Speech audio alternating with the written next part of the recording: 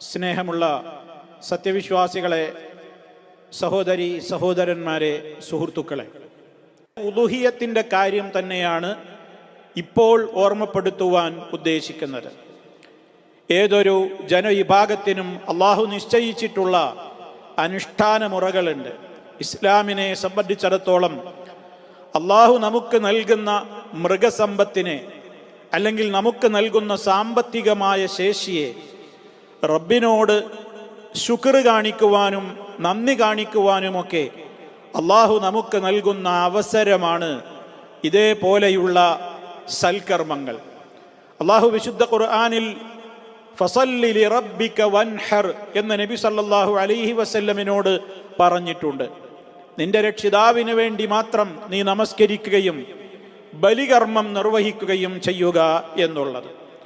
മാത്രമല്ല, ലോകത്ത് അള്ളാഹു അല്ലാത്ത ആളുകളുടെ പ്രീതി ഉദ്ദേശിച്ചുകൊണ്ട് പല ആരാധ്യന്മാരുടെയും ദേവന്മാരുടെയും മറ്റു പലരുടെയും പ്രീതി ആഗ്രഹിച്ചുകൊണ്ട് പല പേരുകളിൽ മൃഗബലികൾ ലോകത്ത് നടന്നുകൊണ്ടിരിക്കുന്ന ഒരു കാലത്ത് വിശ്വാസികളെ സംബന്ധിച്ചിടത്തോളം അവർക്ക് അവരുടെ മതം അവരോട് കൃത്യമായി തന്നെ അനുശാസിക്കുന്ന യഥാർത്ഥമായ നിലക്കുള്ള ബലികർമ്മമാണ് ഉദുഹിയത്ത്.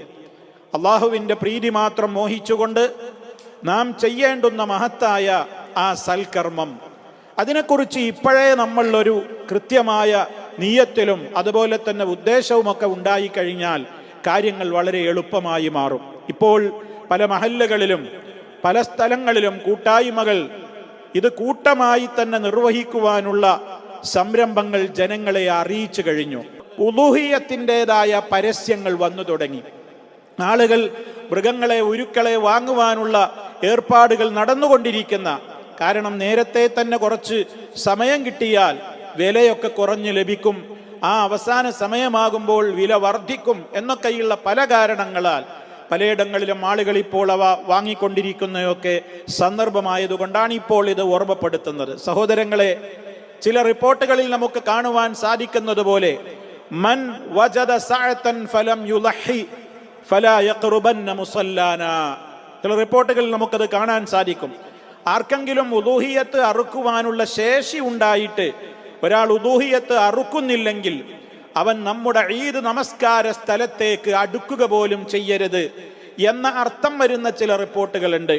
ചില പണ്ഡിതന്മാർ അവയുടെ ളുഅഫുണ്ട്, അതിൽ ദുർബലതയുണ്ട് എന്ന് പറഞ്ഞിട്ടുണ്ടെങ്കിലും വേറെ കുറെ പണ്ഡിതന്മാർ അത് ആ നിലക്കൊരു തള്ളപ്പെടേണ്ടുന്ന ഒരു ലഈഫിന്റെ ഗണത്തിലല്ല എന്നഭിപ്രായപ്പെട്ടതായി നമുക്ക് കാണുവാൻ സാധിക്കും.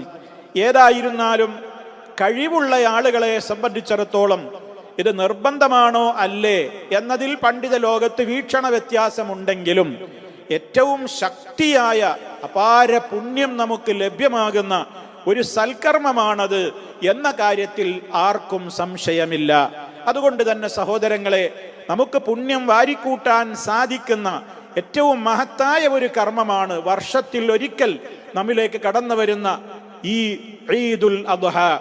ആ ഈദുൽ അദ്ഹായിൽ നമുക്ക് നിർവഹിക്കാവുന്ന ഈ മഹത്തായ കർമ്മത്തെ സംബന്ധിച്ച് നാം ഇപ്പോൾ തന്നെ അതിനെക്കുറിച്ചുള്ള ആലോചനകൾ എടുക്കേണ്ടുന്ന സമയമാണ്. ഒരു വ്യക്തിയെ സംബന്ധിച്ചിടത്തോളം അദ്ദേഹത്തിന് ഒരാടിനെ അറുക്കാൻ, ഒറ്റക്കൊരാടിനെ അറുക്കാൻ സാധ്യമാകുമെങ്കിൽ അങ്ങനെ ഒരാൾക്ക് നിർവഹിക്കാവുന്നതാണ്. അതിൽ മറ്റൊരാളെ ഷെയർ ചേർക്കുവാൻ പാടില്ല. അതിൻ്റെ വിഹിതത്തിൽ മറ്റൊരാൾക്ക് ഷെയർ ചേരാൻ പാടില്ല. വിഹിതത്തിൽ ഷെയർ ചേരാൻ പാടില്ല എന്ന് പറയാൻ എന്താ കാരണം? ഒരു കുടുംബത്തിൻ്റെ നാഥൻ ഒരു കുടുംബത്തെ എല്ലാവർക്കും പ്രതിഫലം ഉദ്ദേശിച്ചുകൊണ്ട് ഒരാടിനെ അറുത്താലും മതിയാകുന്നതാണ്. എന്നാൽ ആടിനെ അറുക്കുന്ന ആ തീരുമാനമെടുത്ത വ്യക്തിക്ക് മാത്രമായിരിക്കും ആ ഉലൂഹിയത്തിൻ്റെ നിയമങ്ങൾ ബാധകമാവുക. അതേ അവസരത്തിൽ ഒരാടിനെ അറുക്കുന്ന കുടുംബനാഥന് അദ്ദേഹത്തിൻ്റെ ഉദ്ദേശത്തിൽ അദ്ദേഹത്തിന് കരുതാം, ഇതെനിക്കും എൻ്റെ കുടുംബത്തിലെ ആളുകൾക്കും ഉദ്ദേശിച്ചുകൊണ്ടാണ് എന്ന ഉദ്ദേശത്തോടുകൂടി ഒരു കുടുംബത്തിന് മൊത്തമായി കൊണ്ട് ഒരേ വീട്ടിൽ കഴിയുന്ന ആളുകളെ ഉദ്ദേശിച്ചുകൊണ്ട് ഒരാൾക്ക് ഒരു ആടിനെ അറുക്കാവുന്നതാണ്. അതല്ലെങ്കിൽ ഒരാൾക്ക് എന്ത് ചെയ്യാം? ഒരു മാടിനെ അറുക്കാം. മാട്, ഒട്ടകം എന്നൊക്കെ പറയുന്നതിൽ ഷെയറുകൾ സ്വീകരിക്കപ്പെടാവുന്നവയാണ്. 7 വരെ ഷെയറുകൾ മാടിൽ സ്വീകരിക്കപ്പെടാവുന്നതാണ്, മാടിനും ഒട്ടകത്തിനുമൊക്കെ. അതിൻ്റെ ആകെയുള്ള വില കണക്കാക്കിയിട്ട് 7 ഷെയറാക്കി ഭാഗിക്കാം. എന്നിട്ട് ഓരോരുത്തരും ഓരോ ഷെയർ എടുക്കുക. ഇനി ഒരാൾക്ക് ഒന്നിലധികം ഷെയർ എടുക്കാൻ സാമ്പത്തിക ശേഷി ഉണ്ടെങ്കിൽ അങ്ങനെ ചെയ്യാവുന്നതാണ്. പക്ഷേ 7-ൽ കൂടാൻ പാടില്ല. ഒരു മൃഗത്തിൽ 7 പേരിൽ അപ്പുറം ഉണ്ടാകാൻ പാടില്ല. 7 തന്നെ വേണം എന്നില്ല. ഒന്നിന് ഒറ്റക്കൊരാൾക്ക് കഴിയില്ലേ? 2 ആകാം, 3, 4, 5, 6 ഒക്കെ ആവാം, 7 വരെ ആകാം. 7ൻ്റെ അപ്പുറം ഉണ്ടാകാൻ പാടില്ല എന്നുള്ളതാണ്. ഒരു ആടിനെ സംബന്ധിച്ചിടത്തോളം 1 വയസ്സ് പൂർത്തിയായ ആടാണ് അതിൻ്റെ വയസ്സിൻ്റെ കണക്ക്. മാട് എന്ന് പറയുന്ന ഗണത്തിൽപ്പെടുന്നവയ്ക്ക് നമ്മുടെയൊക്കെ നാടുകളിൽ അതാണ്. അതുകൊണ്ട് തന്നെ അത് 2 വയസ്സ് പൂർത്തിയായത് എന്നാണ്. ഒട്ടകമാണെങ്കിൽ 5 വയസ്സ് പൂർത്തിയായത് എന്നുള്ളതാണ് അതിൻ്റെ പ്രായത്തിൻ്റെ കണക്ക്. പ്രകടമായ നിലക്കുള്ള ന്യൂനതകളൊന്നും ഈ അറുക്കപ്പെടുന്ന ഉരുക്കൾക്ക്, മൃഗങ്ങൾക്ക് ഉണ്ടാവാൻ പാടില്ല. എത്രത്തോളം നല്ല ഭംഗിയാർന്നതും മാംസം മുറ്റിയതും അഴകുള്ളതും ആ വിധത്തിൽ ഗുണമേന്മയേറിയതുമൊക്കെ ആകുന്നുവോ അത്രത്തോളം നമുക്ക് പ്രതിഫലവും ലഭ്യമാകും. ഇതാണ് അതിനെ സംബന്ധിച്ച് നമ്മൾ മനസ്സിലാക്കിയിരിക്കേണ്ടത്. മറ്റൊന്ന്, ഒരു വീട്ടിൽ തന്നെ, ഒരേ വീട്ടിൽ തന്നെ താമസിക്കുന്നവർ, ഇപ്പം മാതാപിതാക്കളുണ്ട്, അതുപോലെ തന്നെ പിന്നെ മക്കളുണ്ട്, അവരുടെ മക്കള്, ഭാര്യ ഒക്കെ ഉണ്ടാകും. അപ്പോൾ ഒരു കുടുംബത്തിൽ ഒന്നിച്ചൊരു വീട്ടിൽ താമസിക്കുന്നവർ, കുടുംബനാഥൻ ഒരാടിനെ എല്ലാവർക്കും കൂടെ ഉദ്ദേശിച്ചറുക്കുന്നു. ഇനി അതല്ലെങ്കിൽ അദ്ദേഹം ഒരു ഷെയർ ചേരുന്നു, ഒരു മാടിൽ 1-2 ഷെയർ ചേരുന്നു കുടുംബത്തെ ഒട്ടാകെ ഉദ്ദേശിച്ചുകൊണ്ട്, അങ്ങനെയൊക്കെ ചെയ്യാവുന്നതാണ്. അങ്ങനെ ചെയ്യുന്നതിൻ്റെ പുറമെ ഇനി ഒരു കുടുംബത്തിലെ അംഗങ്ങളിൽ പലർക്കും തോന്നുകയാണ്, ഞങ്ങൾക്കൊക്കെ ഓരോരുത്തർക്കും മറക്കണം, വീട്ടിൽ ബാപ്പക്ക് സ്വന്തം തന്നെ കഴിവുണ്ട്, അദ്ദേഹം അങ്ങനെ ചെയ്യുന്നു, മകനുണ്ട്, ജോലിയും മറ്റു കാര്യങ്ങളും സൗകര്യങ്ങളുണ്ട്, ഒരു മകൻ അങ്ങനെ ഉദ്ദേശിക്കുകയാണ്, വേണമെങ്കിൽ അങ്ങനെ ചെയ്യാം, നല്ലത് തന്നെയാണ്. ഭാര്യയ്ക്ക് തോന്നുകയാണ്, എൻ്റെ കയ്യിൽ സമ്പത്തുണ്ട്, ഞാനൊന്ന് ഇറക്കട്ടെ, അങ്ങനെ വേണമെങ്കിൽ അങ്ങനെയും ആവാം, അതിനൊന്നും വിരോധമില്ല. എന്നാൽ ഇങ്ങനെ ആയാലും മതി, ഓരോരുത്തർക്കും വേറെ വേറെ തന്നെ അറക്കണമെന്ന് അവർ ഉദ്ദേശിക്കുന്നുവെങ്കിൽ അങ്ങനെ ചെയ്യുന്നതും നല്ലത് തന്നെയാണ്. ഓരോരുത്തർക്കും അതിൻ്റെ പ്രത്യേകമായ പുണ്യം ലഭിക്കുകയും ചെയ്യും. അപ്പോൾ ആരൊക്കെ അറുക്കുന്നുണ്ടോ അവർക്കൊക്കെ അതിൻ്റെ നിയമങ്ങൾ ബാധകമാവുകയും ചെയ്യും. അതായത് നിയമം എന്ന് പറയുന്നത് ഇതിൽ പരമപ്രധാനമായി അർഹിക്കുന്ന ഒരു അദബ് എന്താണ്? ദുൽഹജ്ജ് മാസപ്പിറവി ദർശിച്ചത് മുതൽ അറവ് നിർവഹിക്കപ്പെടുന്നത് വരെ നഖം, മുടി, തൊലി പോലെയുള്ളതൊന്നും മനഃപൂർവ്വം ആ വ്യക്തി അദ്ദേഹത്തിൻ്റെ ശരീരത്തിൽ നിന്ന് നീക്കം ചെയ്യപ്പെടാത്ത വിധത്തിലുള്ള ഒരു അദബ് പാലിക്കൽ ഇതിൻ്റെ ഒരു ശക്തിയായ സുന്നത്താണ്, ഒരു മര്യാദയാണ് എന്നുള്ളതാണ്. ഇവിടെ ആ നിലക്ക് അങ്ങനെ വേണമെങ്കിൽ ഓരോരുത്തർക്കും നിർവഹിക്കാം. ഇതാണ് ആ കാര്യത്തിൽ മനസ്സിലാക്കേണ്ടത്. പിന്നെ ഷെയർ ചേരുമ്പോൾ ഇപ്പം മഹല്ല് കമ്മിറ്റികളും അതുപോലെ തന്നെ കൂട്ടായ്മകളുമൊക്കെ ഇപ്പം ഈ ഘട്ടത്തിൽ ഷെയറുകൾ സ്വീകരിച്ചു തുടങ്ങി. അപ്പോൾ ഒരു മാടിലാണെങ്കിൽ അവർ ഒരു പോത്ത് അല്ലെങ്കിൽ ആ നിലക്ക് അവർ മാടിനെ സംബന്ധിച്ചിടത്തോളം വില കണക്കാക്കുന്നത് പലയിടങ്ങളിലും, ചിലയിടങ്ങളിൽ അങ്ങനെ ഷെയർ ചേരുമ്പോൾ ശ്രദ്ധിക്കേണ്ടത്, പലപ്പോഴും അങ്ങനെ നോട്ടീസ് ഇടുമ്പോൾ കുറേ ആളുകൾ അത് അറിയും. അപ്പോൾ ഒരു മഹല്ലിലെ ഒരു കൂട്ടായ്മയുള്ള സ്ഥലത്ത് ഒരുപാട് ആളുകൾ അതിലേക്ക് ഷെയർ ചേരും. അങ്ങനെ ഷെയർ ചേരുമ്പോൾ ഈ കമ്മിറ്റിയുടെ ആളുകൾ അല്ലെങ്കിൽ ബന്ധപ്പെട്ട ആളുകൾ എന്ത് ചെയ്യും? ഇവരുടെയൊക്കെ പേരുകൾ ലിസ്റ്റ് ചെയ്യും.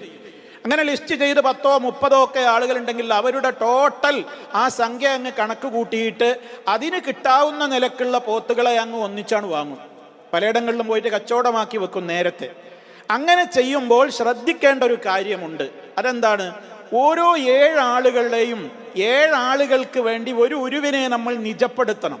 അത് ഇന്ന വ്യക്തികൾക്കൊക്കെയുള്ള ആളുകളാണെന്ന് ലിസ്റ്റ് ചെയ്യുകയാണ് നമ്മൾ വേണ്ടത്.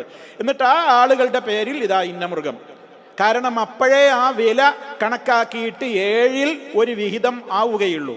അതല്ലാതെ നമ്മൾ ടോട്ടൽ എല്ലാവരെയും കൂടി എമൗണ്ട് കണക്ക് കൂട്ടിയാൽ ചിലപ്പോൾ ചില ഉരുക്കൾക്ക് വില കുറവായിരിക്കും. ഇപ്പം ചിലപ്പോൾ 56,000 രൂപ ഉണ്ടാകും, ചിലപ്പം 35,000 ഉണ്ടാകും, ചിലതിന് 40,000 രൂപയുണ്ടാകും. ഇങ്ങനെയൊക്കെ പല റേറ്റിലുള്ള ഉരുക്കളായിരിക്കും ഉണ്ടാവുക. അവയുടേതായ ആ ഗുണമേന്മക്കൊക്കെ അനുസരിച്ച് വ്യത്യാസങ്ങൾ വരും. നമുക്ക് ആലോചിച്ചാൽ തന്നെ അറിയാവുന്നതാണ്. അങ്ങനെ മൊത്തത്തിൽ അത് കച്ചവടം ചെയ്യപ്പെടുമ്പോൾ ഈ ഒരു പ്രശ്നം നമ്മൾ ശ്രദ്ധിക്കണം. ഓരോ 7 ആളുകൾക്കും ഇന്ന 7 ആളുകൾക്ക് ഇത് ഇന്ന ഉരു അങ്ങനെ നിജപ്പെടുത്തണം. എന്നിട്ട് അതിൻ്റെ ടോട്ടൽ വില എന്താണോ അതിന് കണക്കാക്കിയിട്ടുള്ള 7 ഷെയറാണ് എടുക്കേണ്ടത്. 7 വേണമെന്നില്ല. ഞാൻ നേരത്തെ പറഞ്ഞു 2, 3, 4, 7 വരെ ആകാനേ പാടുള്ളൂ. അപ്പുറം ആകാൻ പാടില്ല. ഈ 7 ഷെയർ കണക്ക് കൂട്ടുമ്പോൾ ഷെയർ ചേർന്നിട്ടുള്ള വ്യക്തി, അത് നമ്മൾ മനസ്സിലാക്കിയിരിക്കേണ്ടുന്ന ഒരു പ്രധാന കാര്യമാണ് പറയാൻ പോകുന്നത്. ഷെയർ ചേരുന്ന ഒരു വ്യക്തി അയാളടുത്ത് പറയണം, എൻ്റെ അടുത്ത് പിന്നെ ഇപ്പം ഷെയറിന് എത്ര 7,000 വിചാരിക്കുക. അയാൾ പറയാണ് എൻ്റെ അടുത്തൊരു 3,500 ഉള്ളൂ, ഞാൻ അതാണ് തരാം, ബാക്കിയുള്ള ഒരാളൊക്കെ കൂടി അങ്ങനെ 2 ആൾ കൂടിയിട്ട് ഒരു 3,500 എടുത്ത് ഒരു ഷെയറായി ചേരുക. അങ്ങനെ പറ്റില്ല.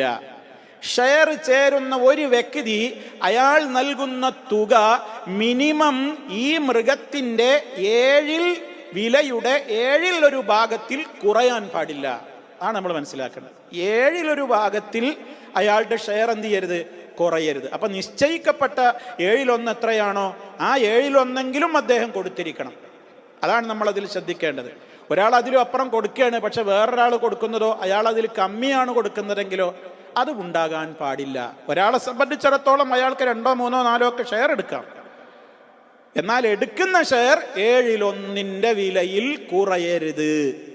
അത് നമ്മൾ ആ വിഷയത്തിൽ മനസ്സിലാക്കിയിരിക്കേണ്ടത്. അപ്പോൾ എത്ര ആളുകളാണെങ്കിൽ ആ ആളുകളുടെയൊക്കെ പേരിൽ ഇങ്ങനെ ഓരോരുത്തർക്ക് ഇന്ന ആൾ 7 ആൾക്ക് ഇങ്ങനെ വിഹിതം വെച്ചുകൊണ്ട് ആ 7 വിഹിതം ആയിട്ട് അങ്ങനെ കണക്കാക്കിക്കൊണ്ട് നമ്മൾ എന്ത് ചെയ്യണം, ഉരുക്കളെ തരംതിരിക്കണം. അപ്പോഴേ നമുക്കതിൻ്റെ ആ കൃത്യമായ നിലക്ക്, ഇസ്ലാമികമായ നിലക്ക് ആ ഷെയർ ചേരുന്നതിൻ്റെ നിയമം പാലിക്കപ്പെട്ടതായി തീരുകയുള്ളൂ എന്നുള്ളത് സാന്ദർഭികമായി ഓർമ്മപ്പെടുത്തുകയാണ്.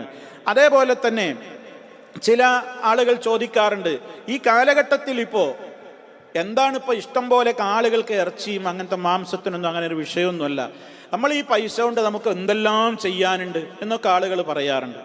വാസ്തവത്തിൽ നമ്മൾ ഓരോ ഇബാദത്തുകൾക്കും അതിൻ്റെതായ മഹത്വമുണ്ട്. ഇതൊരു ഇബാദത്താണ്. ഇത് ഇസ്ലാമിൻ്റെ ഒരു ശിആറാണ്, ഒരു മതചിഹ്നമാണ് സഹോദരങ്ങളെ. അതുകൊണ്ടല്ലേ അതിനൊരു പ്രത്യേക കാലവും അതിന് പ്രത്യേക മര്യാദകളൊക്കെ നിശ്ചയിച്ചിട്ടുള്ളത്. എല്ലാ വർഷത്തിൽ എപ്പോഴും ഇത് ചെയ്യാൻ പറ്റൂലല്ലോ. ഇതൊരു ഇബാദത്തായതുകൊണ്ടാണ്. ഇത് ബലിപെരുന്നാളിൻ്റെ ദിനം നിസ്കാരം കഴിഞ്ഞതിൻ്റെ ശേഷം ഇതിൻ്റെ സമയം തുടങ്ങുന്നു. പിന്നെ 11, 12, 13 ഇങ്ങനെ 10 അടക്കം 10, 11, 12, 13 ഇങ്ങനെ 4 ദിവസങ്ങളിൽ നിശ്ചിതമായ ആ നിലക്കുള്ള സമയങ്ങളിലാണ് അത് നിർവഹിക്കപ്പെടേണ്ടത് എന്നൊക്കെ നിയമം വെച്ചത് എന്തുകൊണ്ടാണ്? ഇത്ര പ്രായപരിധി നിശ്ചയിച്ചു, അതിൻ്റെ ഓരോ അദബുകളും നിശ്ചയിച്ചത്. ഇതൊരു ശിആറാണ്, ഇതൊരു മതചിഹ്നമാണ്, അള്ളാഹുവിൻ്റെ ഒരു മതചിഹ്നമാണിത്. അപ്പം അതുകൊണ്ട് അത് നിലനിൽക്കണം. അത് ഒഴിവാക്കിയിട്ട് മറ്റുള്ളവർ ചെയ്തൂടെ? അങ്ങനെയാണ് ഈ ലോകത്ത് പലരും ചോദിക്കുന്നുണ്ട്, ഹജ്ജിനൊക്കെ എത്ര ചെലവാക്കി എന്തിനാ പോണ്, നമുക്കത് പാവങ്ങൾക്ക് സഹായിച്ചു കൊടുത്തൂടെ എന്നുള്ളത്. പാവങ്ങളെ സഹായിക്കൽ വേണം, മതചിഹ്നങ്ങളായി നിലനിൽക്കുകയും വേണം. അതാണ് അതിൻ്റെ പൊതു നിയമം. ഒന്നൊഴിവാക്കിയിട്ട് ഒന്ന് തുടങ്ങുക എന്നുള്ളതായിരിക്കരുത്. എല്ലാം നിലനിൽക്കണം. രണ്ടിനും കഴിയുന്നവർ രണ്ടും ചെയ്യട്ടെ. ഇനി അതേ അവസരത്തിൽ ഇതിൽ നമ്മൾ മനസ്സിലാക്കേണ്ടുന്ന വേറെ ചില കാര്യങ്ങൾ. ഒരു വ്യക്തിപരമായിട്ട് അയാൾക്കൊരു പ്രശ്നം വരികയാണ്. അതെന്താ? അയാൾക്കൊരു അയൽവാസിയുണ്ട്, അല്ലെങ്കിൽ അയാളെ സംബന്ധിച്ചിടത്തോളം അയാൾക്ക് വളരെ അത്യാവശ്യമായി ചെലവഴിക്കേണ്ടുന്നൊരു ബന്ധുവോ മറ്റോ ആരെങ്കിലും ഉണ്ട്. അയാൾ വളരെ പ്രയാസത്തിലാണ്, വീട് പോലുമില്ല, അല്ലെങ്കിൽ ശാരീരികമായ അസുഖമാണ്, ചികിത്സക്ക് ഫണ്ടില്ല. അയാൾ വളരെ പ്രയാസം അനുഭവിക്കുന്ന ഒരു കുടുംബക്കാരൻ, ബന്ധപ്പെട്ട ഒരാൾ, അല്ലെങ്കിൽ ഒരു അയൽവാസി. ആ അയൽവാസിക്ക് ഇദ്ദേഹത്തിന് രണ്ടിനും കൂടെ കൊടുക്കാനുള്ള കാശില്ല. ഉലൂഹിയത്തിൻ്റെ അറിവ് അദ്ദേഹം നടത്തിക്കഴിഞ്ഞാൽ ഈ വ്യക്തിയെ സഹായിക്കാൻ ഇദ്ദേഹത്തിൻ്റെ അടുത്ത് ഫണ്ടൊന്നുമില്ല. എന്നാൽ ഇത് കൊടുത്താലോ ഇദ്ദേഹത്തിൻ്റെ കാര്യം നടക്കുകയും ചെയ്യും എന്നുണ്ടെങ്കിൽ അത്തരം സാഹചര്യങ്ങളിൽ അത്തരം വ്യക്തികൾ എന്താണ് ചെയ്യേണ്ടത്? ആ വ്യക്തികളെ സംബന്ധിച്ചിടത്തോളം നിയമമാണ് പറയുന്നത്, അവർ അപ്പോൾ ഉലൂഹിയത്ത് ഒഴിവാക്കിയിട്ട് ഇദ്ദേഹത്തിൻ്റെ ഏറ്റവും അനിവാര്യമായ ആ കാര്യത്തിന് വേണ്ടി സഹായിക്കുകയാണ് ഏറ്റവും ഉത്തമം എന്നുള്ളതാണ് ആ വിഷയത്തിൽ നമ്മൾ മനസ്സിലാക്കിയിരിക്കേണ്ടത്. അതൊരു പൊതുവായ കേസാക്കി എടുത്തിട്ട് മൊത്തം ഇപ്പോൾ ഒരു പ്രശ്നമുള്ള കാലല്ലേ, അതുകൊണ്ട് വലിയെറുക്കലൊക്കെ നമുക്ക് ഒഴിവാക്കിയിട്ട് ആ ഫണ്ട് മൊത്തം ഏതെങ്കിലും ഒരു പൊതുവായ റിലീഫിലേക്ക് നീക്കാം എന്ന ചിന്ത വരരുത്. അതിനാണ് ഇത് ഓർമ്മപ്പെടുത്തിയത്. ചില പ്രത്യേക കേസുകളിൽ ഇങ്ങനെ സംഭവിക്കുന്ന ആരെങ്കിലും ഉണ്ടെങ്കിൽ അവരെ സംബന്ധിച്ചിടത്തോളം അനിവാര്യമാണത്. രണ്ടും കൂടെ ചെയ്യാൻ അവർക്ക് കഴിയില്ല.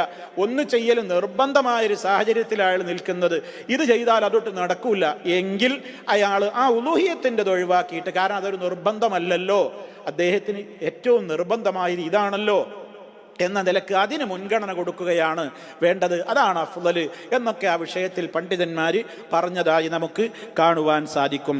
ഏതായാലും സഹോദരങ്ങളെ, ആ കാര്യത്തെ സംബന്ധിച്ചിടത്തോളം നമ്മൾ അപ്രകാരമാണ് മനസ്സിലാക്കിയിരിക്കേണ്ടത് എന്ന് പ്രത്യേകം ഓർമ്മപ്പെടുത്തുകയാണ്. അതേപോലെ തന്നെ ചില ആളുകൾ ചോദിക്കാറുണ്ട്, ഇപ്പോൾ മാതാപിതാക്കൾ മക്കളും ഒക്കെ ഒരുമിച്ചൊരു വീട്ടിലുണ്ട്. അപ്പോൾ ബാപ്പൻ്റെ അടുക്കൽ ഒരു ഷെയറിനുള്ള കാശ് തികയൂല, മകൻ കൊടുക്കുകയാണ്. എന്നാൽ പിന്നെ അങ്ങനെ ചെയ്തൂടെ? ചെയ്യാം. പക്ഷെ അതുകൊണ്ട് മകൻ ബലിയെറുത്ത കൂലി മകന് കിട്ടുന്നില്ല. ബാപ്പയ്ക്കാണ് ആ ബലിയെറുത്ത കൂലിയും അതുപോലെ തന്നെ അതിൻ്റെ നിയമങ്ങളും ബാധകമാകുന്നത്. മകൻ ബാപ്പൻ്റെ അടുത്ത് കാശില്ല, അപ്പോൾ ബാപ്പാടെ വക ഒരു ഷെയർ ചേർന്നോട്ടെ, അറുത്തോട്ടെ എന്ന നിലക്ക് കഴിവുള്ള മകൻ എന്ത് ചെയ്യാണ്? ബാപ്പയെ സഹായിക്കണം. ബാപ്പയെ സഹായിക്കുന്നു എന്നതിൻ്റെ പ്രതിഫലം ആ മകന് കിട്ടും. പിന്നെ ആ ബാപ്പ ഉദ്ദേശിക്കുകയാണ് തനിക്കും തൻ്റെ കുടുംബാംഗങ്ങൾക്കും ഉദ്ദേശിച്ചുകൊണ്ടാണ്, അപ്പോൾ പ്രതിഫലത്തിൽ ഇവർക്കും പങ്കുണ്ടാകും. അതേ അവസരത്തിൽ നഖം മുടി എന്നിവ നീക്കരുത് എന്നുള്ള നിയമം ആർക്കേ ബാധകമാവുള്ളൂ? മകന് ബാധകമാകുന്നില്ല. മകൻ ചിന്തിക്കരുത് ഞാൻ ഫണ്ട് കൊടുത്തിട്ടല്ലേ ബാപ്പ ഷെയർ ചേർന്നിട്ടുള്ളത്, അത് ബാപ്പാക്കാണ് ബാധകമാകുന്നത്. അങ്ങനെ വേണമെങ്കിൽ മക്കൾക്ക് ബാപ്പയെ സഹായിക്കാം, ഉമ്മയെ സഹായിക്കാം, അങ്ങനെയൊക്കെ ചെയ്യാം. പക്ഷെ ആരാണോ ഷെയർ ചേരുന്നത് അവരാണ് ഔദ്യോഗികമായി ആ ബലിയുടെ വിഹിതത്തിൻ്റെ ഉടമ, ആ വ്യക്തിയായിരിക്കും എന്നുള്ളതാണ്. അപ്പം അങ്ങനെയൊക്കെ നമുക്ക് ചെയ്യാവുന്നതാണ്. എന്തായിരുന്നാലും വീട്ടിൽ പലർക്കും കഴിയുമെങ്കിൽ അങ്ങനെയാവട്ടെ. ഓരോരുത്തരും അവരവരുടേതായ കഴിവും കഴിവുകേടുമൊക്കെ ഓരോരുത്തർക്കാണ് അറിയുക. എന്തായിരുന്നാലും ഇത് നിലനിർത്തുക അള്ളാഹുവിൻ്റെ അടുക്കൽ പുണ്യം ഉദ്ദേശിച്ചുകൊണ്ടായിരിക്കട്ടെ. ആരുടെ പക്കൽ നിന്നും പേരിനോ പ്രശസ്തിക്കോ മറ്റൊന്നും ആയിരിക്കരുത്, റബ്ബിൻ്റെ പ്രതിഫലം മാത്രം ഉദ്ദേശിച്ചുകൊണ്ട്. ഏതായാലും ഈ കാര്യത്തെ സംബന്ധിച്ച് നേരത്തെ തന്നെ ഓർമ്മിപ്പിക്കുന്നത് അത് ചിന്തിക്കേണ്ടുന്ന അവസരമാണിത് എന്നുള്ളത് കൊണ്ടാണ്. അള്ളാഹു സുബ്ഹാനഹു വ തആല നേരറിയാനും സൽക്കർമ്മങ്ങളിൽ ആവേശപൂർവ്വം മുന്നേറുവാനുമുള്ള തൗഫീഖ് നമുക്കെല്ലാവർക്കും നൽകി നമ്മെ ഏവരെയും അനുഗ്രഹിക്കുമാറാകട്ടെ. പാപങ്ങൾ അള്ളാഹു പുറത്തു തരുമാറാകട്ടെ. ജന്നത്തിൽ ഇടം നൽകട്ടെ. കർമ്മങ്ങൾ അല്ലാഹു സ്വീകരിക്കട്ടെ. റബ്ബന തഖബ്ബൽ മിന്നാ ഇന്നക അൻതസ് സമീഉൽ അലീം. അല്ലാഹുമ്മ സ്വല്ലി അലാ മുഹമ്മദിൻ വഅലാ ആലി മുഹമ്മദ്. വസ്സലാമു അലൈക്കും വറഹ്മത്തുള്ളാഹി വബറകാതുഹു.